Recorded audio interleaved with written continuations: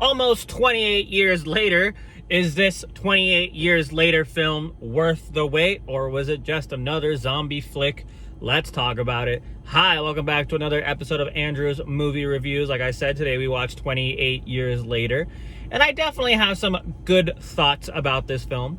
So for starters, if you haven't watched 28 days later or 28 weeks later, I don't think you have to watch this film. It might help, but I don't think you gotta watch this film, or the other films to get to watch this film, so don't worry too much about it.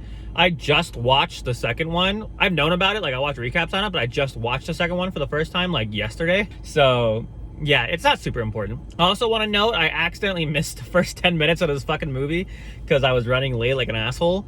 So I missed some key components, I think. So if I say anything wrong because I missed the first part, let me know in the comments. I'm gonna have to find a way to rewatch this for a little bit. But yeah, let's just start with our overall thoughts. I liked it. I think it was good, but it was also like it wasn't super scary, but it was definitely creepy, like very creepy, very weird. One of the strangest movies I've seen in a while, but it's like a beautiful kind of strange. Like there's beauty in the strangeness. So I definitely recommend it. Numbers wise, I don't exactly have a number yet, but it's definitely in the 8 range. But I don't think it was better than Thunderbolts, and I don't think it was definitely not better than Sinners. So maybe like an 8.3, 8.2, something like that. It was definitely a good film, and I honestly, it is a rewatchable film, which is something rare for me. I would definitely rewatch this film, probably because I missed the first 10 minutes, but still, it's good, right? So my first thing I really want to shout out was the trailer to this film. The trailer to this film hooked me almost immediately, and when you watch the movie, it doesn't spoil a single thing. Genuinely, it confused me. The trailer is confusing when you watch the film because you're like, what? So I don't know how to explain it. If you watch the film and you watch the trailer, let me know how you feel, because that's exactly, I don't know how to explain it besides that. But yeah, I love the cinematography. I love the editing on this film. The editing was so chaotic on this film, and it works so well. My biggest complaint with the editing, and this shouldn't be a spoiler, but most of the times when they killed a zombie, they did like a weird camera thing where it would cut immediately, like during like an arrow impact or something. And it felt like when you're playing a video game and the game lags. That's what it kind of felt like. And I kind of I liked the style, but I also kind of hated it. So I don't know, like I guess I'm slightly less than indifferent, like negatively indifferent to it. I mean, it didn't like ruin anything. It was just kind of weird. It was a weird choice, let's put it that way, right? But I love the chaotic editing of this. It's very obviously Danny Boyle. If you haven't watched the original 28 Days Later, or I guess the first 28 Days Later, it's like that style, but less like shitty 90s, early 2000 action movie style. It's more modernized creepy, but that's still kind of that same style. The second one, 28 Weeks Later, just FYI, is not a Danny Boyle film, and it does not feel like the other two. So again, it's not necessary, but if you want to watch it, feel free. It might clear up some backstory, maybe. But yeah, I mean, I think genuinely, there's nothing like super that I didn't like about the film. It was solid. It was just definitely solid. There's a lot of good acting.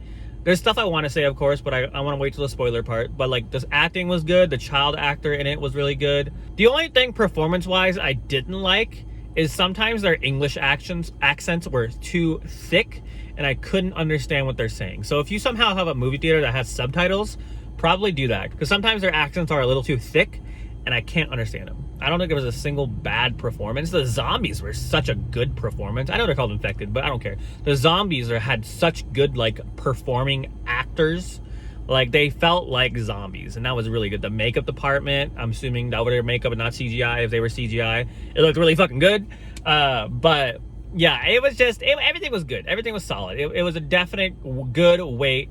20 years. I'm not like a super fan of 28 series, but if you are a super fan, this will definitely, what's the word I'm looking for? It'll definitely scratch that itch, I guess. It'll definitely not disappoint. So I guess let's talk about spoilers real quick, because I don't know what else I can say. So for spoilers, what I want to start with, when I was talking about performances, in the trailer and all that, when it had Aaron Taylor Johnson be like the main character, I like that he wasn't the main character. He was only in the film for like a fourth of it, maybe even less. But I loved that kind of switch that they let the child actor be the main character, and the mom too, I guess. But yeah, I liked that. Like, again, the trailer didn't spoil a single thing. Since I missed the first 10 minutes, I was a little confused on if the home base is like a type of cult, because they gave me very bad cult vibes, like they're fucking insane people. But I don't know if I missed that part, but maybe that'll be revealed. I was beyond surprised there was gonna be a sequel, because there's definitely gonna be a sequel. I was watching the film near the end, and I was like, okay, what's gonna happen now? And then the movie ended, and I was like, fuck. Now I gotta wait 2 to 3 years to find the next one. But I don't actually mind it, because it does give me something to look forward to. I was thinking though, like, what are they gonna call the film? Like 28 years later? 28 years, 1 week later? You know what I mean? 28 years, 1 month later? Like, it's funny to me. I don't know. But the ending was nice. But I'm just like, there's so many unanswered questions that, like, the baby, for example, the alpha.